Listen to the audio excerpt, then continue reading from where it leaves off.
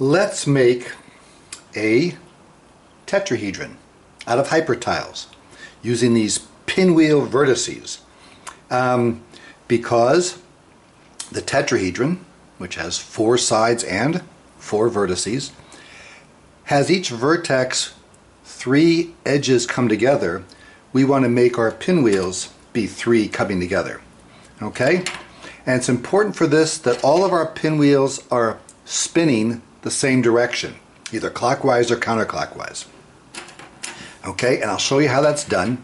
To show it doesn't matter which way they point, I'm going to flip a coin. If it comes up heads, we'll go clockwise. Tails will be counterclockwise. Tails, we're going to go counterclockwise. Okay? We'll start with the green one.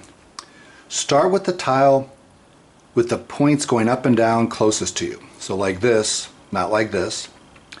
And because we're going counterclockwise, that's kind of to the left, we're going to put the connector right there on the left side of the top there. Okay? Going to connect other green to it, and when I connect the green, I want to make sure I'm doing a spiral connection. See how that's spiral? That would be zigzag. That's spiral, right? Zigzag does more of a change in direction there. The other way we could check to make sure it's spiral is look what it does, right? Good, it folds back like that. Okay, and we have to add a third one on here, and we'll have this at the bottom, kind of like door hinges, and put this one on. Did I do that one right? Yes, I did. This one's a little loose, as is this one, so we'll put a extra connector in here. Not totally necessary, but probably going to add to the stability. And there we have one of the 3 pinwheel vertices. And just to verify that it's going counterclockwise, see the way these are pointing this way, this way, this way? I'm going to call that the counterclockwise direction. And we're going to make sure all 4 of them have that.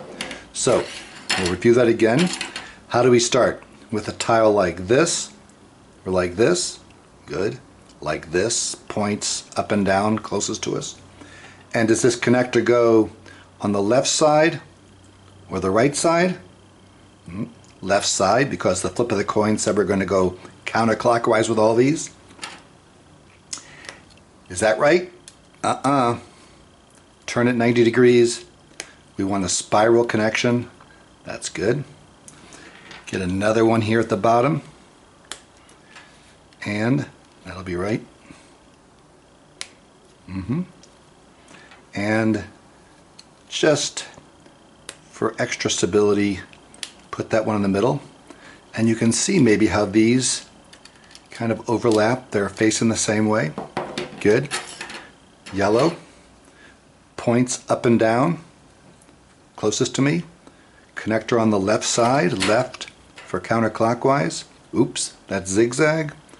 There we go.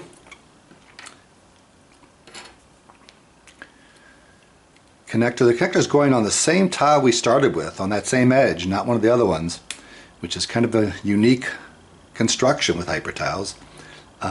Usually you put these 2 together, but no, we can say we can put more than 2 edges together here, and there, and just to make sure that that's extra connected there, we'll put this third one in there.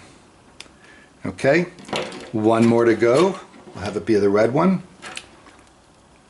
Points up and down, connector on the, oops, left side. I knew that, I was just testing you there. Okay, looks good.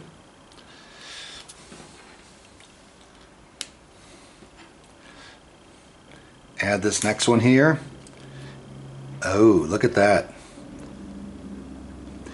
Counterclockwise, counterclockwise. Oh, this one's going the wrong way. That's because I made a zigzag connection. There we go. We now have our 4 pinwheel vertices. Vertices is, by the way, just the plural for vertex, and vertex just means corner. That's a corner, a vertex. And now we just have to connect these And these will all be spiral connections too, but there's really not a choice there. That's all that's sticking out. No matter which two of these I grab, it's going to be a spiral connection. So, whichever way you want to do it, boom. See what I mean by spiral? I can't get a zigzag here because all these pinwheels are going the same way. How about we put the purple one here? Yep. And we'll do the green one here. And now guess what we do? That's right, we just fold these up.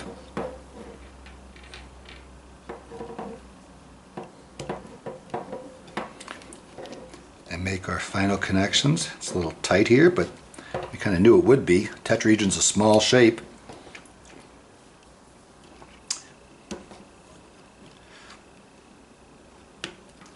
Okay, and last one right there. Again, these are all spiral connections. They're bent so much, maybe you can't tell they're spiral, but they are.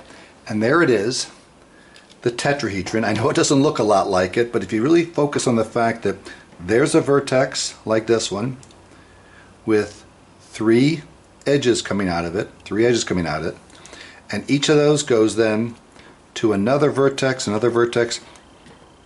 These are my three bottom ones and my top one, so it's oriented just like that. Now, there's not a lot of flexion you can do with this. The cube has, oh, that's not the cube, that's the octahedron. The cube has a wonderful flexiness to it, but because this has got triangles, it's very rigid. But one thing you can do with this, and you can do this with each of the other polyhedrons that's made out of these pinwheel vertices, is you can flip it inside out, and this requires just the breaking of one of the edges. Most of the others require the breaking of two or three edges, but just one edge, and then look at this wonderful inversion, love that, and bring it back together, and you have, is it the same? Actually, no, it's not. It's the mirror image of what I started with. By inverting it like that, I made the mirror image, except all the pinwheels are the same size. It's not quite the same mirror image, but at least where these vertices are oriented, green, yellow, red, purple, if I just focus on that, this now has kind of a mirror image configuration compared to the first one. Okay? This one came undone. This one came undone, so I can just flex it there. Doesn't matter which ones I disconnect. So there it is, the pinwheel vertex tetrahedron made from hypertiles.